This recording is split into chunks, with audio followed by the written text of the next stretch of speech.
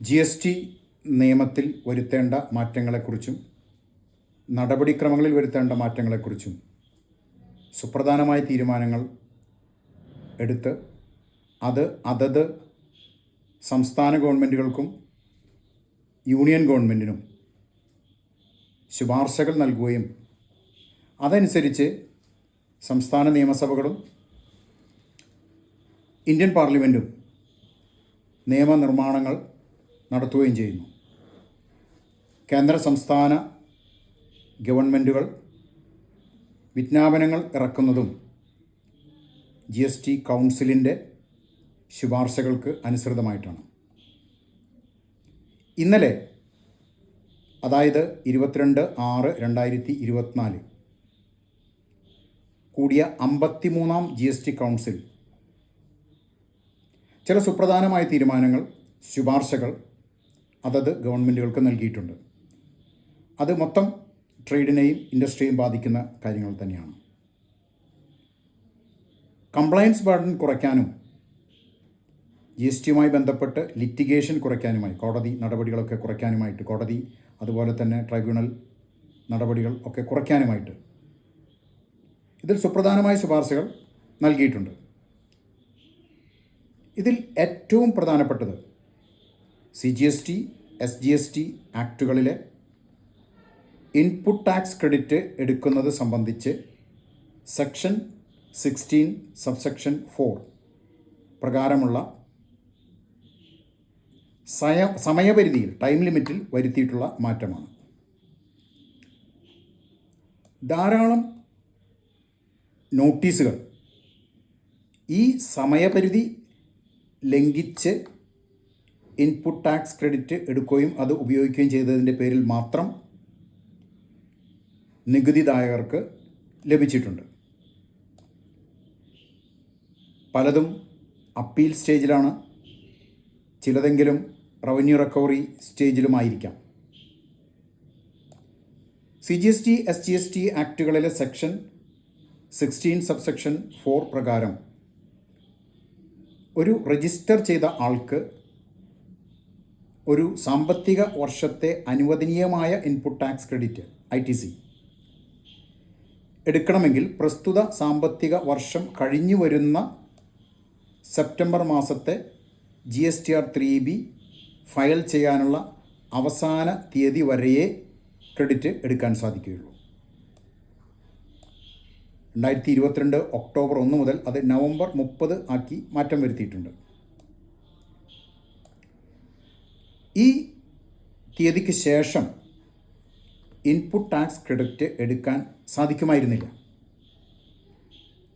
പലർക്കും സാമ്പത്തിക ബുദ്ധിമുട്ട് മൂലവും മറ്റ് പല കാരണങ്ങൾ കൊണ്ടും ഈ തീയതിക്ക് മുൻപ് GSTR 3B ഫയൽ ചെയ്യാൻ കഴിഞ്ഞിരുന്നില്ല. ആ ഒരൊറ്റ കാരണം കൊണ്ട് അവർക്ക് മറ്റു വിധത്തിൽ അനുവദനീയമായ ഇൻപുട്ട് ടാക്സ് ക്രെഡിറ്റ് നഷ്ടപ്പെടുകയും ചെയ്തു. ഇത് വലിയ സാമ്പത്തിക ബാധ്യത പലർക്കും ഉണ്ടാക്കിയിട്ടുണ്ട്.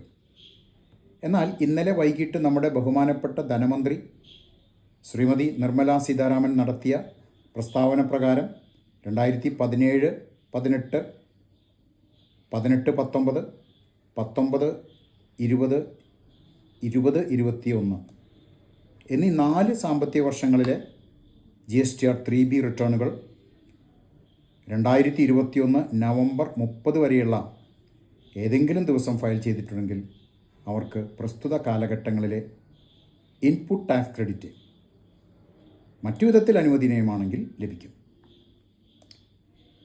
ഇതിനുള്ള 1/7/2017 മുതൽ മുൻകാല പ്രാബല്യത്തോടെയുള്ള നിയമഭേദഗതി 53-ാം GST കൗൺസിൽ പാർലമെൻറ്റിനും നിയമസഭകൾക്കും ശുപാർശ ചെയ്തിട്ടുണ്ട്.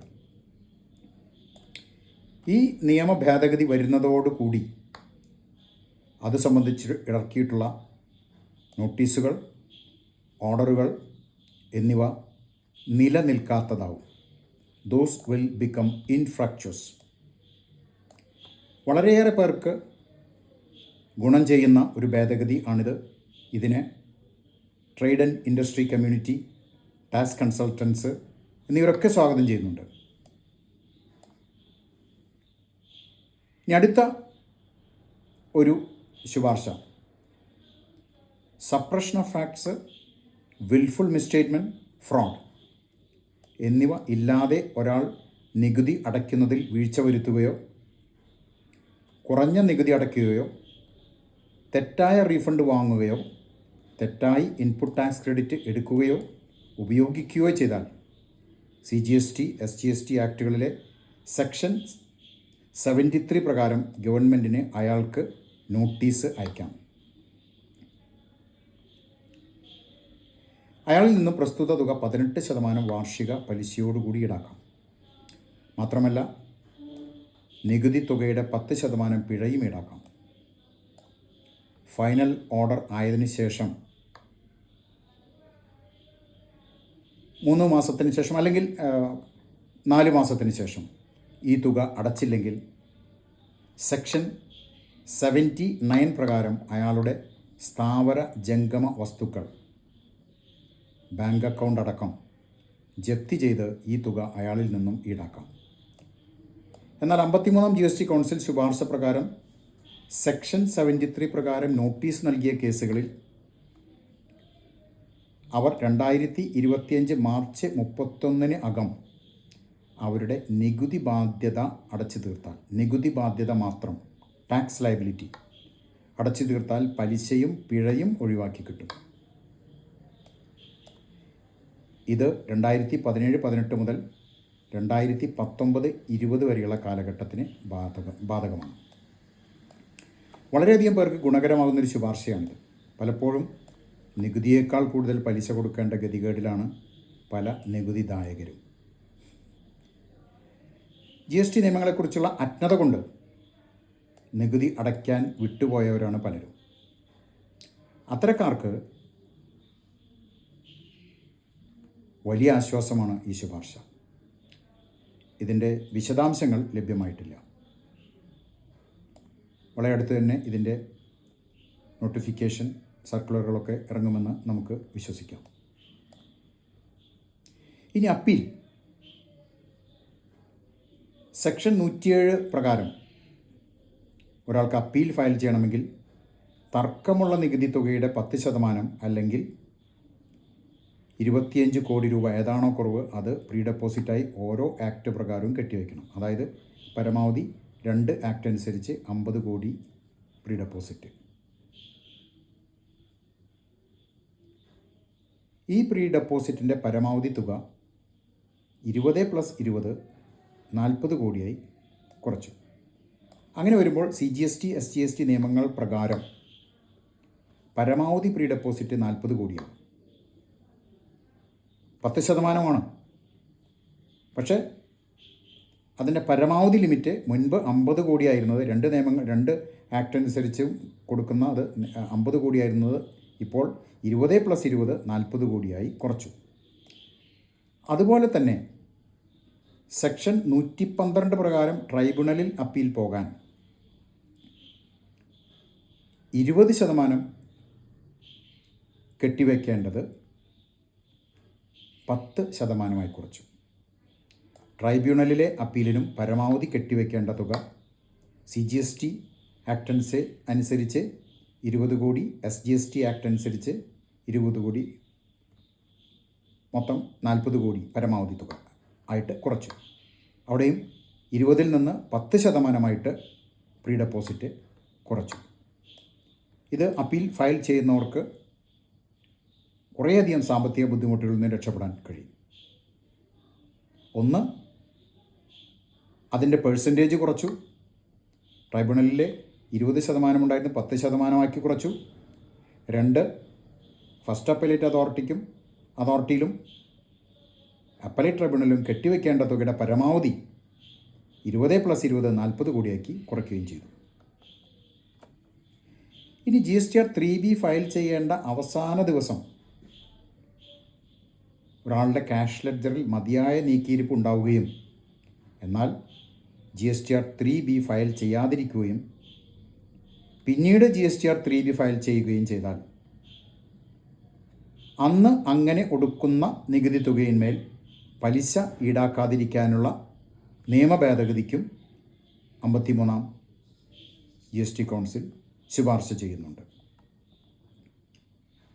ഇനിയുള്ളത് റേറ്റുകളിലെ മാറ്റമാണ്. എല്ലാ റേറ്റുകളിലെ മാറ്റങ്ങളെക്കുറിച്ചും ഞാനിവിടെ പ്രതിപാദിക്കുന്നില്ല. എങ്കിലും സാധാരണക്കാരെ ബാധിക്കുന്ന ഒരു റേറ്റിനെ കുറിച്ചാണ് ഞാനിപ്പോൾ പറയുന്നത്. വിദ്യാഭ്യാസ സ്ഥാപനങ്ങളിലെ ഹോസ്റ്റൽ അവയുടെ റെൻറ്റ് GSTയിൽ നിന്ന് ഒഴിവായിരുന്നു, GST നികുതിയിൽ നിന്ന് ഒഴിവായിരുന്നു. എന്നാൽ പലപ്പോഴും വീട്ടിൽ നിന്ന് മാറി താമസിക്കുന്ന ജോലിക്കാരും വിദ്യാഭ്യാസ സ്ഥാപനങ്ങളുടെ ഹോസ്റ്റലിൽ പ്രവേശനം ലഭിക്കാത്ത വിദ്യാർത്ഥികളും അവർ പുറത്തുപോയി താമസിക്കേണ്ടി വരുന്നുണ്ട്. അപ്പോൾ അവർക്ക് GST അടക്കമുള്ള തുകയാണ് ലോഡ്ജിലെ വാടകയായിട്ട് കൊടുക്കേണ്ടി വരുന്നത്. അതിന് ചെറിയ ഒരു നികുതി ഒഴിവ് ഈ GST 53ാം കൗൺസിൽ ശുപാർശ ചെയ്തിട്ടുണ്ട്. അതായത് മാസം 20,000 രൂപ വരെ ചാർജ് ചെയ്യുന്ന ലോഡ്ജിങ് സർവീസുകൾ അവ തുടർച്ചയായി 90 ദിവസമെങ്കിലും നൽകുന്നുണ്ടെങ്കിൽ മാസം 20,000 രൂപ തുടർച്ചയായി 90 ദിവസം, 3 മാസത്തിൻ്റെ അടുത്ത് അങ്ങനെ നൽകുന്നുണ്ടെങ്കിൽ അത്തരം ലോഡ്ജുകളുടെ വാടകയെ GST അതായത് നികുതിയിൽ നിന്നും ഒഴിവാക്കിയിരിക്കുന്നു. ഇത് വീടിന് പുറത്ത് താമസിക്കാൻ നിർബന്ധിതരാകുന്ന ജോലിക്കാർക്കും വിദ്യാർത്ഥികൾക്കും ചെറുകിട ബിസിനസ്സുകാർക്കും ഒക്കെ ഗുണകരമായിരിക്കും. ഇത്രയൊക്കെയാണ് ഞാൻ ഇന്നലത്തെ GST കൗൺസിലിൻ്റെ ശുപാർശകളുമായി ബന്ധപ്പെട്ട് നിങ്ങളോട് സംസാരിക്കുന്നത്. വേറെയും ധാരാളം മാറ്റങ്ങൾ വന്നിട്ടുണ്ട്. എങ്കിലും അതിലെ സുപ്രധാനമായ ചില നിർദ്ദേശങ്ങളെക്കുറിച്ചാണ് ഞാനിപ്പോൾ നിങ്ങളോട് സംസാരിച്ചത്. എല്ലാവർക്കും നന്ദി.